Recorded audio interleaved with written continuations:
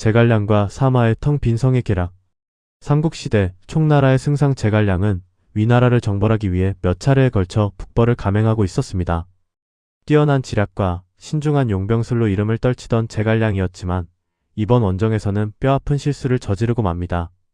요충지인 가정을 지키는 임무를 맡겼던 장수 마속이 제갈량의 지시를 어기고 산 위에 진을 쳤다가 위나라 명장 사마에게 물길이 끊기는 대패를 당하고 만 것입니다. 가정을 잃었다는 소식은 곧 총나라 전군의 재앙과도 같은 소식이었습니다.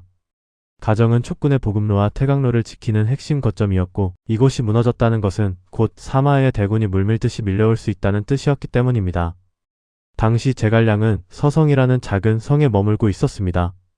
그의 곁에는 정예 병사가 거의 남아있지 않았습니다. 주력 부대는 이미 다른 곳으로 물자를 옮기러 떠난 상태였고 성 안에는 늙고 약한 병사들과 문관들 그리고 5천여 명 남짓한 병력뿐이었습니다. 그런데 바로 그때 정찰병이 다급하게 뛰어들어와 보고를 올렸습니다. 승상 큰일 났습니다. 사마해가 이끄는 15만 대군이 이 서성을 향해 곧장 진격해오고 있습니다. 이 말을 들은 성 안의 관리들과 병사들은 하나같이 얼굴이 새하얗게 질렸습니다. 부장 한 명이 다급하게 제갈량에게 다가와 말했습니다. 승상, 지금 우리에게는 성을 지킬 병력이 턱없이 부족합니다. 지금이라도 성을 버리고 몸을 피해야 하지 않겠습니까? 하지만 제갈량은 조금도 동요하지 않았습니다. 그는 성벽 위에 올라 다가오는 흙먼지를 조용히 바라보며 생각에 잠겼습니다. 지금 상황에서 병사들을 이끌고 도망친다면 대군을 이끌고 온 사마이의 기병에게 금세 따라잡혀 전멸을 면치 못할 것이 뻔했습니다. 반대로 성문을 굳게 걸어 잠그고 방어에 나선다 해도 고작 수천의 병력으로 15만 대군을 막아낼 방법은 없었습니다. 살아남을 수 있는 길은 전공법이 아니라 상대의 마음을 흔드는 계략뿐이라고 그는 판단했습니다. 제갈량은 곧바로 명령을 내리기 시작했습니다. 성문을 모두 활짝 열어두어라. 그리고 백성으로 변장한 병사 몇을 시켜 성문 앞에서 태연하게 비질을 하도록 하라. 절대 당황한 기색을 보여서는 안 된다. 이 명령을 들은 부하들은 어리둥절했습니다. 한 장수가 조심스럽게 물었습니다. 승상, 적의 대군이 코앞까지 왔는데 성문을 열어두라니요. 이는 오히려 적을 불러들이는 것이 아닙니까? 제갈량은 옅은 미소를 지으며 대답했습니다. 사마에는 신중하고 의심이 많은 자다. 그는 나를 오랫동안 상대해오며 내가 결코 무모한 도박을 하지 않는다는 것을 잘 알고 있다. 그런 내가 성문을 활짝 열어놓고 태연이 있다면 그는 분명 이 안에 무언가 함정이 있다고 의심할 것이다. 그렇게 명을 내린 뒤 제갈량은 직접 성로 위로 올라갔습니다. 그는 갑옷도 걸치지 않은 채 편안한 학창의를 입고 향을 피우고 검은고를 준비시켰습니다. 곁에는 어린 동자 2명만을 세워둔 채 그는 성로 높은 곳에 자리를 잡고 앉아 유유히 검은고를 뜯기 시작했습니다. 성문 아래에서는 20명 남짓한 노병들이 백성처럼 꾸민 채 태연하게 길을 쓸고 있었습니다. 머지않아 사마이의 대군이 서성 앞에 다다랐습니다. 선봉에 선 정찰부대는 성문이 활짝 열려있고 성벽 위에서 총나라 승상이 홀로 검은고를 타고 있는 기이한 광경을 보고 크게 당황했습니다. 급히 말을 돌려 사마에게 이 사실을 보고했습니다. 장군, 서성의 성문이 모두 열려있는데 병사는 보이지 않고 제갈량이 성로 위에서 태연히 검은고를 연주하고 있습니다. 보고를 받은 사마이는 말을 멈춰 세우고 직접 앞으로 나아가 성을 살펴보았습니다. 과연 보고 그대로였습니다.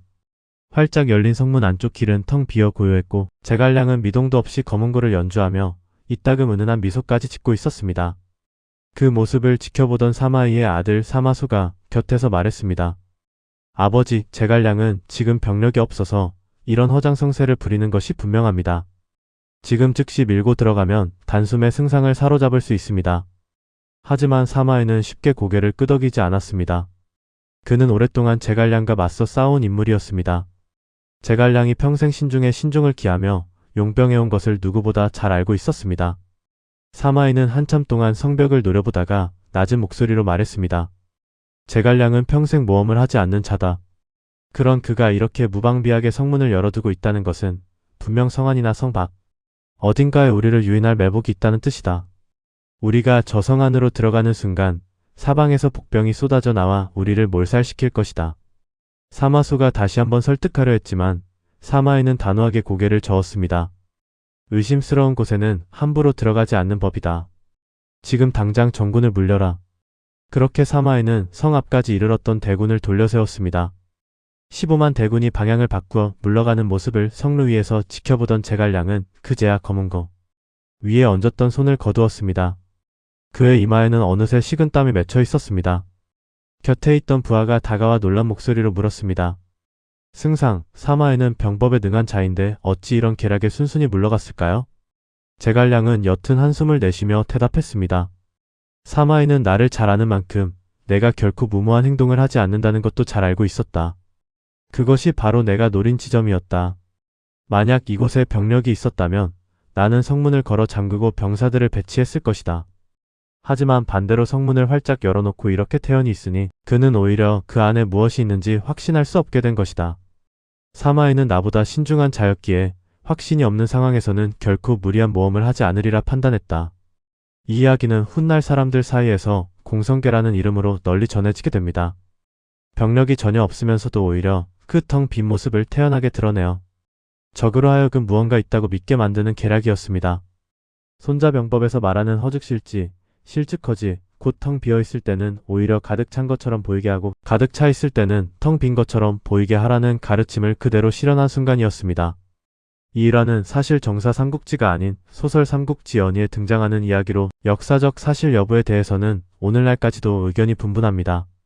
하지만 진위 여부와 상관없이 이 이야기는 수천 년이 지난 지금까지도 상대의 심리를 꿰뚫어보는 지략의 정수를 보여주는 대표적인 일화로 사람들의 입에 오르내리고 있습니다.